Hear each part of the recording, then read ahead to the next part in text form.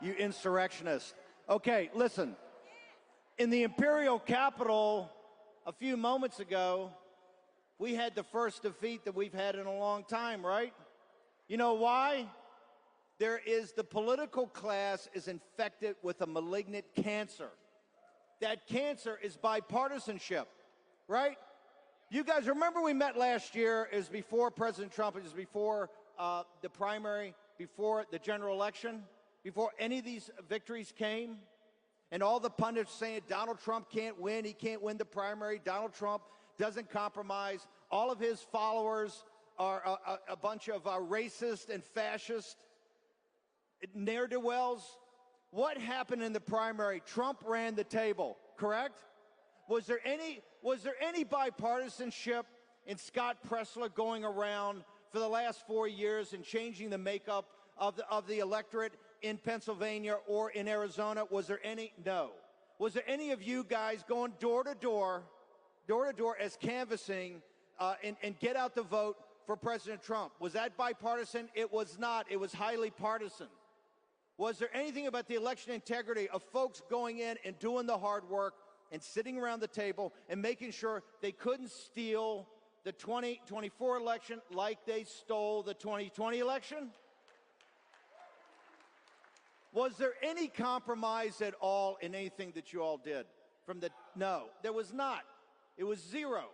Let's go back in time.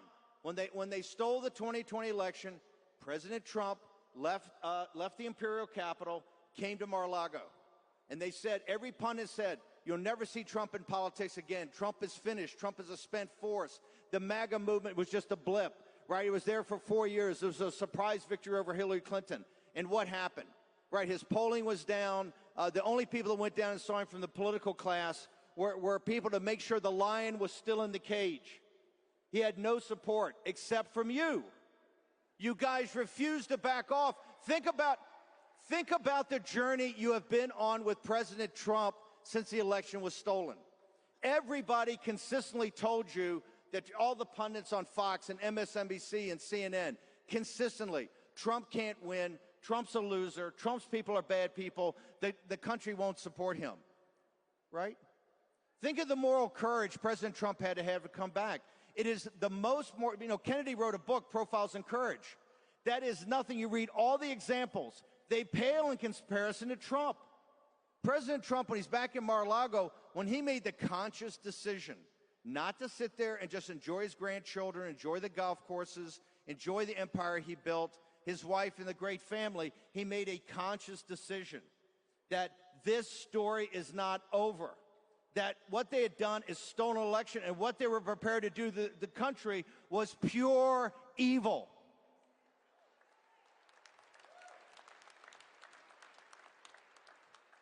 He knew what was ahead of him.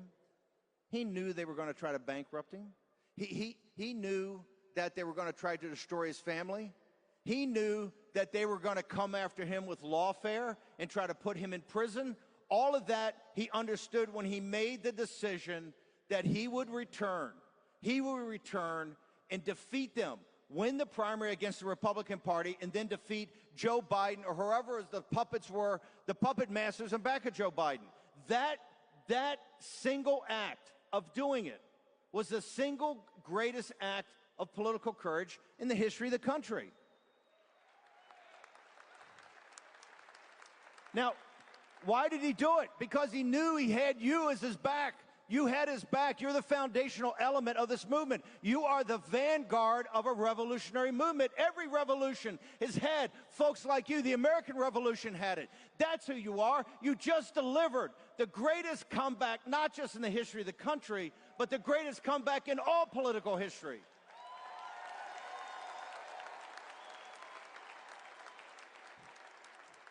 Do you understand your power? Do you understand it? I don't think so. You know what understands it? Wall Street understands it. The titans in Silicon Valley understand it. The political class in Washington, D.C. understand it, because every day they plot to defeat President Trump and therefore to defeat you. Look at what happened in the last 48, 72 hours. You know, President Trump wins. He's on a roll. He's on a roll. He's treated like the President of the United States. You know why they treat him like that since the victory? Because they understand that Joe Biden is illegitimate imposter. That never in American history, never in American history has any president-elect been treated like Donald Trump on the international stage and by the American people, because the American people understand that Biden is an imposter. They understand now that he stole the 2020 election. President Trump goes to Notre Dame and he's treated like Charlemagne. He looks like Charlemagne when he walks in, like a king, like a leader. You see those little munchkins? You see the little munchkins, Macron and the wife, and Jill Biden, Dr. Jill Biden. By the way, I wish any of my 3 ex-wives gave me the look that Jill Biden gave Trump. Come on, man. Come on, right? What's the over and under she voted for him? You know it happened. Look how they received him. Look how they're receiving him everywhere. Look at Army, Navy. The midshipmen and the cadet Corps of Cadets is not supposed to act like that. Look at it. I've never seen intensity of love of a commander-in-chief. You know why? They consider him the commander-in-chief, not Biden.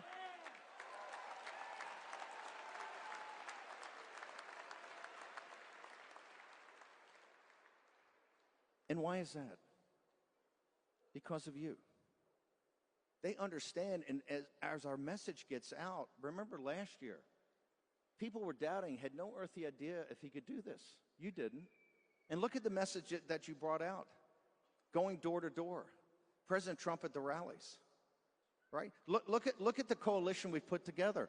African-American men, right? Hispanic families. Young men have voted overwhelmingly for President Trump. Part of that is the moral courage. But then at Butler, you merge moral courage with physical courage. You have a unique leader in this country's history we haven't had. President Trump, I just said, President Trump's not particularly churchy, right? But I was there in 2016 when we were down by 12 points with 100 days. President Trump, divine providence works through Donald Trump as its instrument. Do you understand the odds against Trump winning in 2024 of what they did? You understand the long odds of this? It's like 1 billion to 1. Go back and look at all the pundits. They dismissed it. They laughed at it. And then we have a victory. You got Notre Dame. You got President Trump going to the New York Stock Exchange. Look at the photo on Time magazine, the power shot of him up there, right? He rings the bell. The animal spirits have been unleashed. Corporate America and the entrepreneurs say, yes, we finally got a guy back here who they fought every step of the way. Now they're all down there like little supplicants. Here's my $1 million check, right? In Mar-a-Lago. And then we get to Washington, D.C., the imperial capital. And it's not about any one person. Clearly, Johnson's not up to the task, and he's got to go, right? He's got to go. Should Johnson be Speaker of the House? President Trump, these are your people. It's not just Johnson. Clearly, he has to go. He doesn't have that. He doesn't have what we call the right stuff, right? That combination of guts and moxie and savvy and toughness. What is the strength of our movement? It's resilience. What does Trump admire most? It's resilience. You can punch MAGA in the face, and they're going to get up off the canvas, and they're going to punch you back 3 times harder. This is what we've done.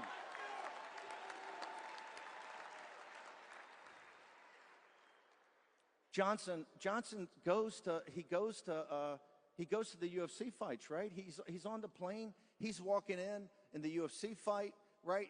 And when President Trump shows up the UFC fights, it's like the Roman Coliseum. I mean, this thing explodes, right? I mean, it's unbelievable. He's there. He's at the Army-Navy game, hanging in the box. He's always around. He's down Mar-a-Lago. Did he ever mention to President Trump? Did he ever mention to Vivek? Did he ever mention to Elon? It's 1,500 pages of sellout to Hakeem Jeffries.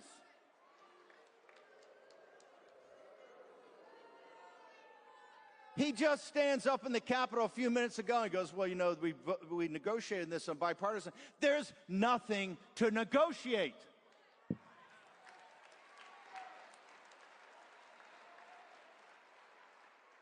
We don't need partisanship now. We need hyper-partisanship now. The conversation is over.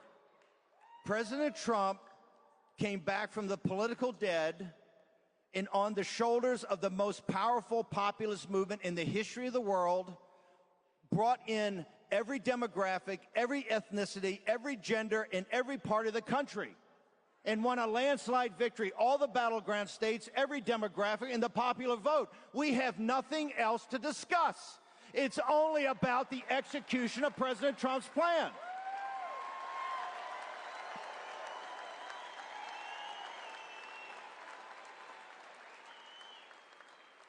On his nominees, right? You've got. Well, first off, we should have never backed off of Matt Gaetz, right? Matt Gaetz is a hammer. Matt Gaetz is going to go in the Justice Department and clean that rat's nest out. And then Matt Gaetz is going to turn the guns, metaphorically, right, on the J6 committee, right, on Capitol Hill, and particularly on the Biden regime, the Biden administration. You guys are right about it. You're mocked and ridiculed all the time. Remember, oh, they're not an illegitimate regime. No, they won. The New York Times and Wall Street Journal in the last 48 hours have published two stories that say Biden never really ran the government, right? He had all these other people that don't even know who made these decisions. It's a complete puppet. Everything we've been saying from the beginning, and if he was an actual commander-in-chief, and you saw this when he went to Saudi Arabia, did he have the troops out when President Trump shows up? They got the red carpet. They got soldiers on both sides. They're all snapped too, right? Biden gets out of an SUV and is fist bumping some guy. They never treated him like a president of the United States because their intelligence services told them he's not a legitimate president of the United States. And now the mainstream media, 4 years after the fact, gets out that the Daily Mail aggregated the stories, and there's going to be some huge investigation. We have to go back to the beginning. We have to go back to 2020, right? It has to be out in the open. Remember, the more transparency, the more powerful we are. The first thing President Trump ought to do is declassify 5 million documents of classified information and let people see it. You'll sit there and go, "What? This is classified?" They classified the information for one reason, to keep it from you, right? Your common sense is the common sense we need in our international affairs and our national security. If you gave me the choice, I was fortunate enough to go to Harvard. I was fortunate enough to go to Goldman Sachs. And I will tell you right here, if you gave me the choice between being governed by the top 100 partners at Goldman Sachs or the top 100 partners at McKinsey or Booz Allen or Cravath or Sullivan and Cromwell, and the first 100 people that walked in here with a red ball cap, give me those 100. Because you've got more common sense, you have more empathy. You are the sovereign will of the American people, handed down generation to generation through every patriot's grave down to the current time. This is what you represent. You had no, this was all done. Pressler had no money. These organizations, the types of money, no money. You did this by grit. You did this by tenacity. You did this by resilience. It's exactly what they don't have. They stole the 20. First of all, the whole first term in 16, every day, Trump's a racist, Trump's a fascist, these are terrible people. Then they steal the 2020 election. Did you give up? Did you go back and cry? Did you turn the fetal position and suck your thumb? Hell no, you didn't. You know who's doing it.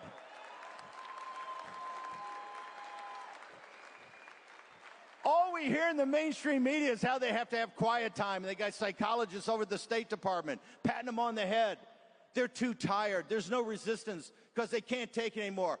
Fuck you. We're going to go win.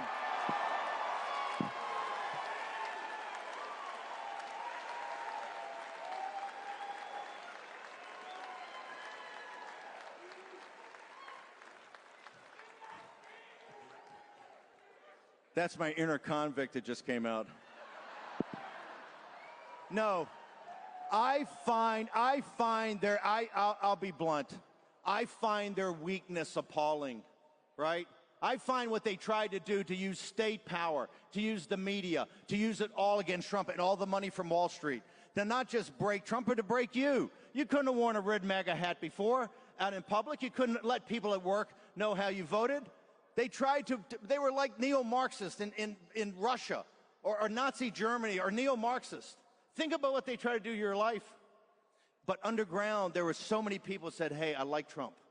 And then when they started hearing the policies from you and every day, and the new ecosystem of far-right media, we don't need Fox. We don't need MSNBC or CNN, the New York Times. You don't need them. Look at where you guys have more, you are so far ahead of their knowledge. I can talk to you about any topic that is important, signal not noise, and you guys have the information. Do you realize how few times that's happened in the United States of America where they control the information? The hardest thing we have to do, Charlie will tell you, is to stay ahead of you guys. You take information like a sponge, then you take the actionable information, you use your agency and you put it to work. There's never been a movement like that ever, ever. It's the reason they fear you. It's the reason what Johnson did over the last 48 hours is a political mortal sin. You don't go to Hakeem Jeffries. Quite frankly, I don't give a damn what Hakeem Jeffries wants. I don't care what Chuck Schumer wants.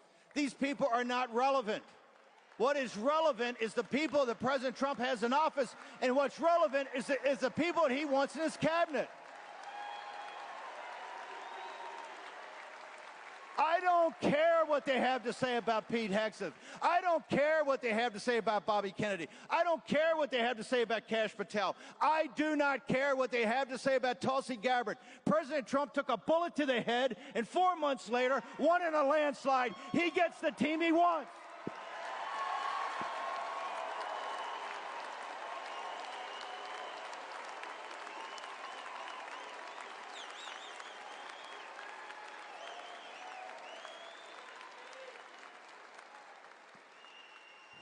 And what does the political class do? The political class gives 1,500 pages. And here's the thing that galls me the most. All the giveaways, biolabs in Ukraine, all this different crap, right? More stuff, you can't investigate them.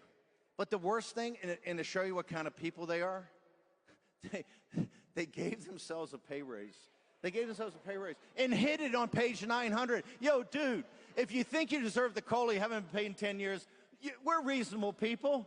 We're reasonable people. Just put it on the front cover, and we tell you, go screw yourself, okay? The 170, if the 173 is not good enough, I got a lot of folks here that'll go hit the bed and serve their country for $173,000 plus expenses, right? If it's not good enough, give it up. And then you got the seething anger, you know, the young guy that assassinated a guy, shot him in the, laid in wait, shot him in the back at point-blank range. Not exactly an American tradition, right? It was like Robert Ford shot Wild Bill Hickok, the worst thing that happened in the American West, or one of the worst things that ever happened. He does it. That seething anger underneath it. So what do these guys do? I don't know. They opt out of Obamacare, some of the insurance program, in the dark of night. Because this is how the political class thinks. They don't think like you. They don't think like Trump. They think in a totally different, it's all politics. It's all this irrelevant nomenclature. They never get down to the thing itself. Think about it. President Trump, there's 3 big lines of work right now. One is to stop the forever wars, right? In Ukraine, go back to our show. I said on the evening on Ukraine, this thing's absurd, and they're never going to give up those Eastern-speaking territories or Crimea. We're 3 years later. Folks, there's 1 million dead and wounded Ukrainians. When I say wounded, I mean the no legs, no arms. 1 million. The Russians have 700,000, 1.7 million. And Ukraine, Eastern Ukraine's been destroyed. We've put $250 billion, $250 billion. And Biden every day is trying to send more arms, more weapons, strip our own military of everything to get it in there, right? And making it harder for President Trump to be able to negotiate. But I will tell you, when they gave Hunter Biden the pardon, and they went back to 1 January 2014, that's a signal, right? They know what they did in Ukraine. They know what they had to hide in Ukraine. When we get into Ukraine and investigate and we rip the scab off of Ukraine, there's going to be some pus come out of there that's going to revolt the American people. I'm talking about the biolabs, the child trafficking, where the money went. Zelensky, to me, is a criminal. He ought to be under full investigation. And then when we find out how much he and his buddies have stolen,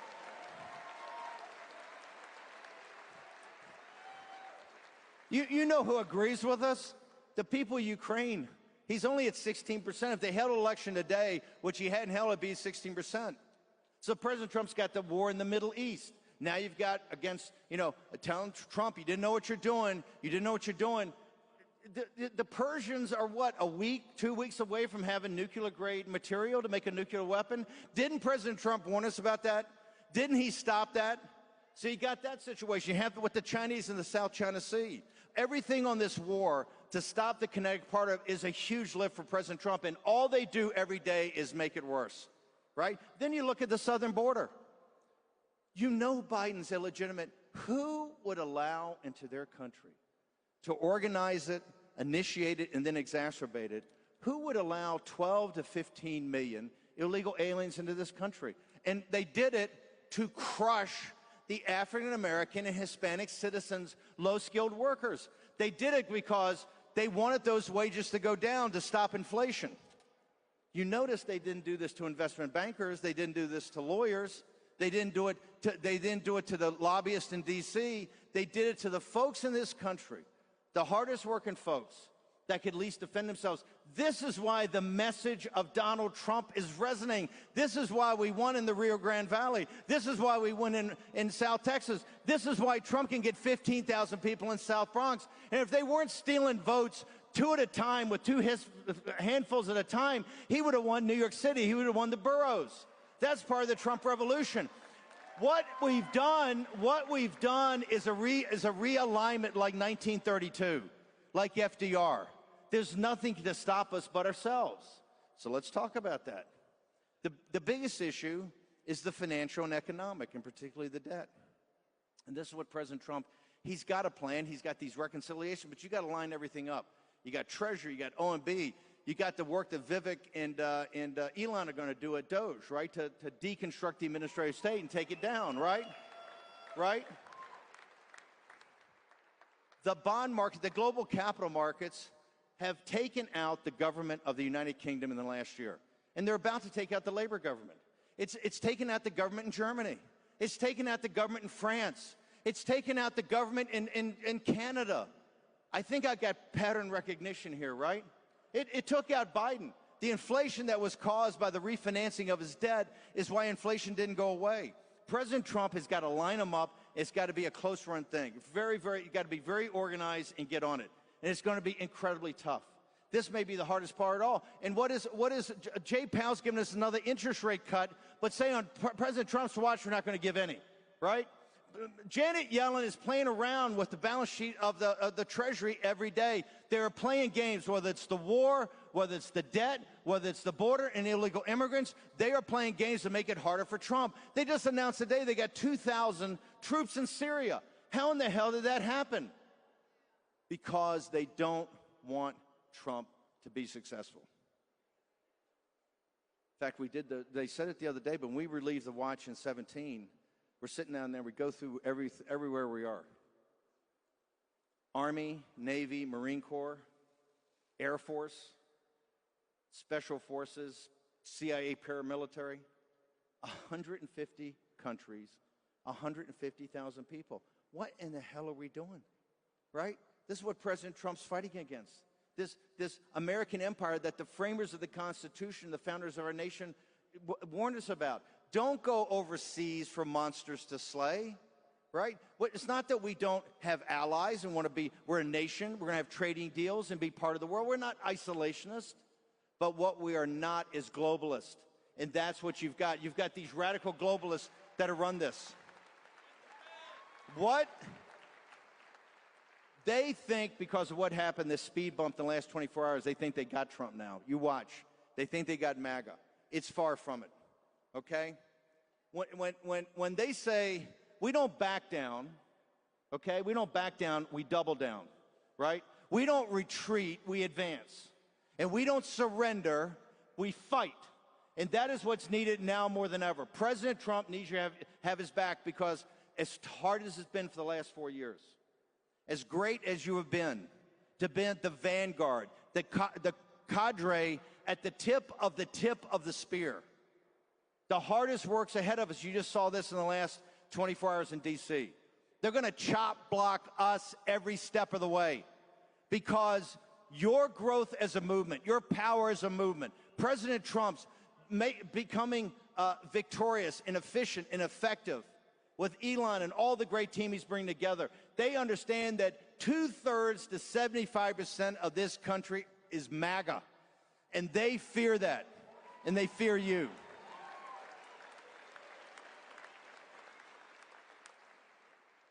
So don't back down, double down, right? Do not retreat. We're not going to retreat. You know what we're going to do? We're going to fix bayonets, and we're going to advance, okay? Fix bayonets. This is what saved Pete Hegseth. This is what saved Kash Patel. When they tell you a guy like Pete Hegseth is not qualified, say, screw yourself. He was qualified enough to fight for this country overseas. He's qualified to be in DOD and run it. When they tell you Kash Patel is not qualified, he knows more counterterrorism, more counterintelligence than any guy they got over there, and he understands who needs to be investigated, right? The J6 committee and the Biden White House. When they tell you they're on TV every night talking about blanket preemptive pardons, they're telling you about the crimes they committed. Now they're on TV talking about blanket amnesties. Here's the amnesty they're going to get. We're going to investigate you. We're going to do it all above board, and you're going to go to prison for a long time.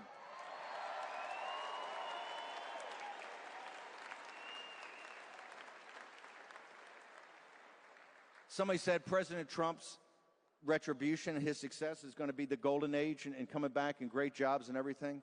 And that's true, because President Trump's a kind-hearted man. President Trump's a good man, okay? I'm not that kind-hearted, and I'm not that good. I want good old-fashioned Old Testament retribution, okay? I want to go after, with Mike Davis, the vast criminal conspiracy that for the last 4 years tried to bankrupt Donald Trump, tried to imprison Donald Trump, tried to assassinate Donald Trump. That's what we're going to go after. We're going to investigate it, and we're going to put all the guilty in prison where they belong so they can never do it again.